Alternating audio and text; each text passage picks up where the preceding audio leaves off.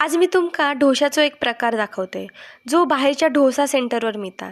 ज्या ढोशासाठी आपण 90 ते 100 रुपये घालवतो आणि तो ढोसो जर तुम्ही घरात केलात ना तर 4 जणांचा पोट आरामात भरात.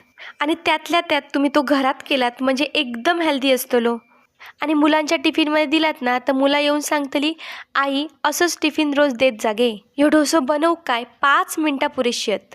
ढोशाचं पीठ तव्यावर घालायचा, त्यावर बटर सर्व बाजून पसरवून घ्यायचो.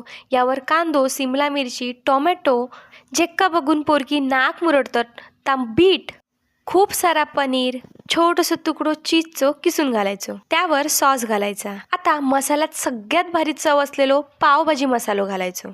सर्व बाजून या पसरवून घ्यायचा. खूप सारी कोथिंबीर घालायची. मिनिटभर झाकण ठेवून शिजलो की काढून घ्यायचा.